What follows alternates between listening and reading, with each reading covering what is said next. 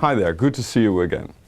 Last week we discussed amongst others the definition of terrorism and the nature of the phenomenon. And in the forum I observed quite a number of different opinions about what constitutes terrorism and what not, and the same holds for the labeling of certain groups. Well, here's a questionnaire to start with. We have these lists of terrorist organizations and I want your opinion on it. What do you think of these kind of lists, and what do you think about certain groups? What groups should be on the list and are not on any list yet? Is that okay, or do you disagree with that? Take your time, have a good look at it. It's important, as this questionnaire is part of our joint research effort that is an essential part of this course. Thank you for filling out the questionnaire, and I'm looking forward to see and analyze the results and share them with you in the forum. This week we're going to look into the study of terrorism and counterterrorism. So what are we going to do this week? Well, here's a list of topics that we're going to discuss. The history of terrorism studies and the disciplines and approaches. What scholars, what different centers have produced the many reports and studies that have been published in the last couple of decades. We're going to have a look at the names and faces of some of the key authors and where they conducted their studies. And then we're going to look at an important part, and that's challenges and dilemmas. Well, doing social research, social science research in general is difficult, but studying terrorism is particularly difficult. Think about the problem of secrecy. And finally, we got a look at the current state of the art. What key authors, key scholars said about the quantity and quality of what has been produced in recent years. And we will provide, of course, the weekly quiz. In this video we're going to look at the history of terrorism and counterterrorism studies. Well, terrorism is not new, and the same holds for the study of this phenomenon. We're going to look at modern day terrorism, meaning the terrorism that emerged in the late 1950s, early 1960s. So what did they focus on in those days? Well, they focused on, for instance, conflict theory. Why do people fight each other? Why do they use violence? Especially with a political science background, they looked at the phenomenon, the new phenomenon of, for instance, decolonization, riots, violence, but also riots and violence in Western European cities and North American cities. So the political violence in general was studied either under the name terrorism studies or political violence studies. And the groups they looked at were anti-imperialist and revolutionary terrorist groups, and one of them was an organization called the Weather Underground that started on a campus in North America, and it can be labeled as Marxist, Leninist, left-wing kind of terrorism. At those days I don't think they used that term. Well, it's definitely something what we would label it now. And it's the start of a number of red terrorist groups that would dominate also very much the news in the 1970s. The 1970s and 1980s saw much more attention to the modus operandi of terrorist groups. The techniques, the methods they used, the target selection. And the targets of those days were a lot of hijackings and hostage takings. Well, here's just a few examples of red organizations that were active in these times. So people with a Marxist, Leninist background, extremist left groups. Here you see the logo of the Rote Armee faction, which was active in Germany. If you want to know more about it, I can recommend a number of books, but I think my best recommendation would be to watch the movie Baader-Meinhof Complex, a very interesting movie that shows you a bit of the context in which the group was operating those days, and also the motivations of some of the individual members to join that struggle, and also a lot of violence that was connected to that group. Baader-Meinhof Complex. Actually, if you want to learn more about tips for movies, you can find it on the course dashboard. You also see a picture here of Alberto Moro, a key leader, politician in Italy who was taken hostage by the Red Brigade in Italy.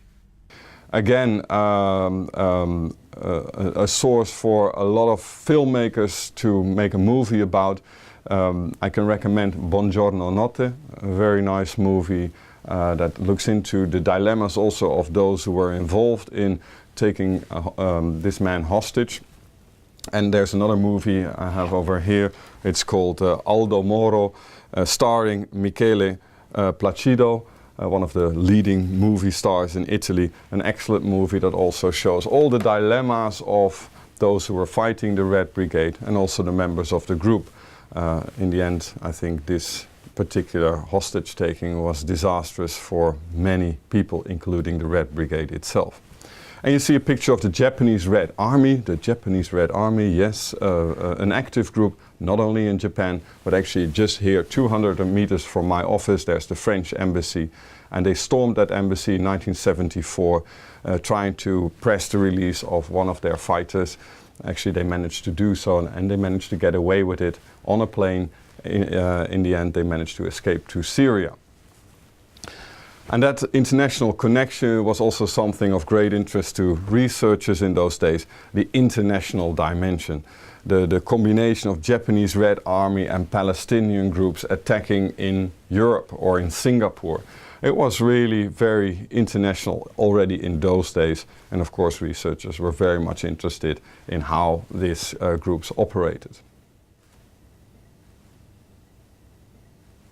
In the 1990s, as in previous decades, scholars focused mainly on the topics of those days, the groups that were active, the way they staged attacks, and the way government reacted to that.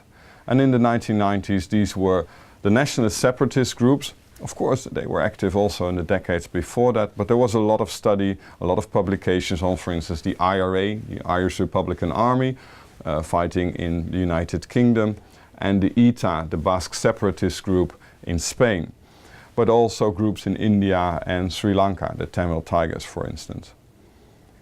Another type of terrorism that was studied were what we would call Islamist groups. It's a difficult term, but let me label it as Islamist groups, as most scholars did in those days. And they were looking at, for instance, Hamas, Hezbollah, and the reaction of the Israeli and other authorities to those activities, to new types of attacks, suicide attacks, for instance. And there was also attention for the first time to a new group. Here you see a quote by the CIA, a quote that also appears in the report of the commission that looked into the terrorist attacks on 9/11.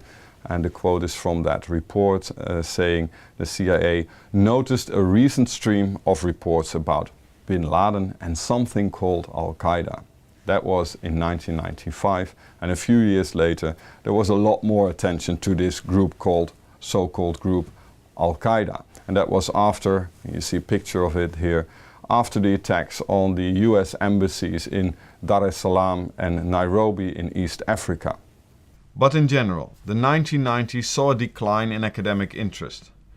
We couldn't have known in those days that Al-Qaeda, the so-called Islamic State, other jihadist groups, and other types of terrorism would be so dominant in the following 15 years.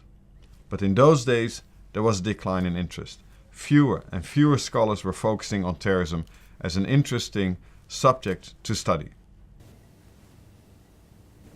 That something called Al-Qaeda received a lot more attention after the biggest terrorist attack ever, the ones on 11 September 2001, where almost 3,000 people were killed.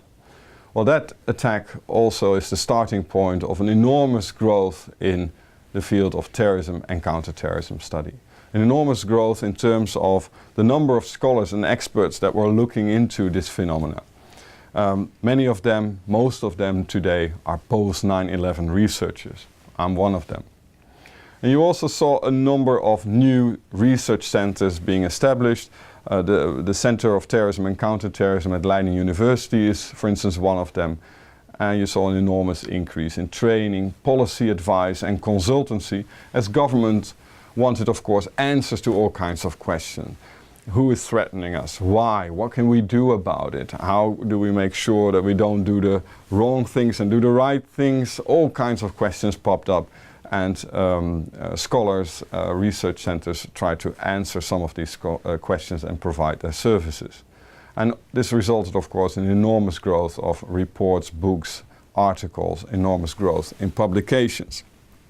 The number of books with terrorism in the title. You see that the number of titles, book titles, doubled in the decade after 9/11. And don't forget, on the left-hand side you see in blue everything published in the years before 9/11, and that means in all the decades before 9/11. And then after 9/11, well, we're talking about 12, 13 years. So an enormous growth in the number of publications, and the same holds for, let's say, more academic publications. If you look at Google Scholar and you look at the number of articles with terrorism in the title, it's more than, it doubled in 12 years' time. So what have we learned? We looked into the development of terrorism and counterterrorism studies starting in the early 1960s with just a handful of scholars, then a growth in the 1970s and 1980s and a decline in the 1990s, which was followed by an enormous increase after the attacks on 9/11.